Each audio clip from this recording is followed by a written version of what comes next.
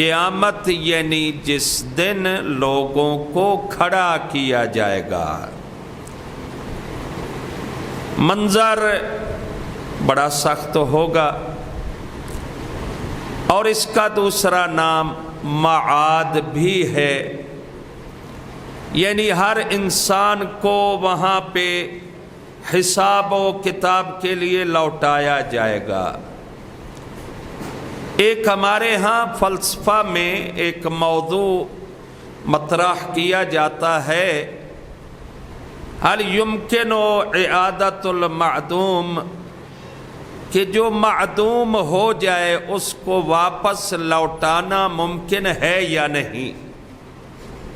تو یہ اشکالات فلسفیوں کے، یونانیوں کے ہیں، جو سوالیہ انداز میں کچھ کہتے ہیں ممکن ہے، کچھ کہتے ہیں، لیکن جو فلاسفہ اسلامی ہیں وہ کہتے ہیں کہ اللہ کی نسبت اللہ کے لیے ممکن ہے کہ وہ ہر چیز کو واپس لوٹائے، اسی لیے اس نے معاد کو رکھا ہے، قیامت کو رکھا ہے۔ اور اس کا تیسرا نام ہے یوم الساعہ، یعنی ایک مخصوص وقت، مخصوص لحظات جس میں منادی ندا کرے گا اور ہم سنیں گے، آواز توحید آئے گی، لمن الملک اليوم، آج بتاؤ کس کی حکومت ہے۔ وہاں پہ لوگ بڑے پریشان ہوں گے، نفسا نفسی کی پکار ہوگی، پہلے بھی عرض کیا ہے، باپ بیٹے کو نہیں پہچان سکے گا، بیٹا باپ سے، یفر المرء من اخیہ، انسان اپنے بھائی سے بھاگ جائے گا، دیکھے گا بھاگ جائے گا، بیوی شوہر سے بھاگ جائے گی، شوہر بیوی سے بھاگ جائے گا، سارے رشتے ٹوٹ جائیں گے، کوئی رشتہ نہیں ہوگا، نفسا نفسی کی پکار ہوگی وہاں۔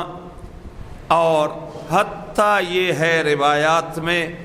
آدم سے لے کر سارے انبیاء حضرت عیسیٰ تک ایسے میدان محشر میں پھر رہے ہوں گے پریشانی کی حالت میں، ہر نبی کہہ رہا ہوگا نفسی نفسی نفسی، او میرا اللہ میرا کیا بنے گا۔ آدم کی آواز بھی آئے گی، نوح کی آواز بھی آئے گی، ابراہیم کی، میرا کیا بنے گا۔ ہر آدمی کو اپنی پڑی ہوگی۔ ایک ذات ہے جسے ذات محمد کہتے ہیں، زہرا کا شریف بابا اپنے بارے میں نہیں کہے گا، آپ کے بارے میں سوچ کر کہے گا، الہی امتی امتی امتی، میرا مالک و خالق میری امت کا کیا بنے گا، میں تیرا رحمت کل نبی ہوں، تیری بارگاہ میں عرض کرتا ہوں میرا اللہ میری امت کو معاف فرما دے۔ اور پھر آپ تو بہت خوش قسمت ہیں، آپ کے دلوں میں اہل بیت علیہ السلام کی محبت ہے۔ محبت اہل بیت ہر کسی کا مقدر نہیں ہے۔ انعمت علیہم، میرا اللہ ان کا راستہ دکھا دے، ان کے راستے پہ چلاتا رہے جن پر تو نے انعام کیا ہے، خصوصی نعمتیں ان کو عطا کی ہیں، وہ آل محمد ہیں۔ اور جب روایات میں ہے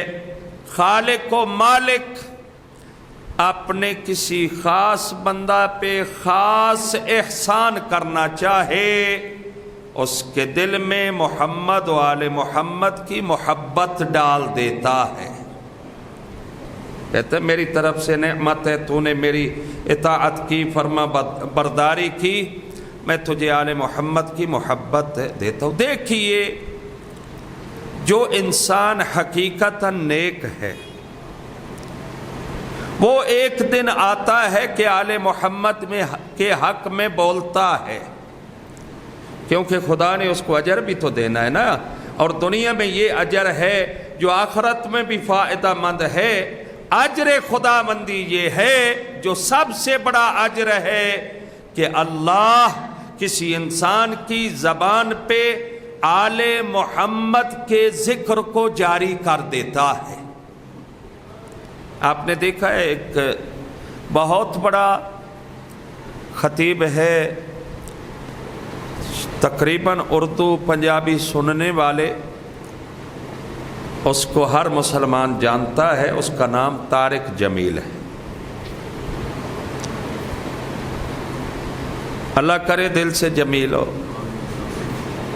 جی، نیک آدمی ہے، با اخلاق آدمی ہے، اچھا بولتا ہے۔ کمی یہ ہی تھی کہ آل محمد کی محبت صحیح طرح سے اس کے دل میں نہیں ہے، لیکن اللہ نے اس کو اجر دیا ہے اس کی نیکیوں کو، کہ اب وہ بول کر کہتا ہے کہ اگر محبت علی ابن ابی طالب دل میں رکھنے والے کو شیعہ کہتے ہیں تو میں سب سے بڑا شیعہ ہوں۔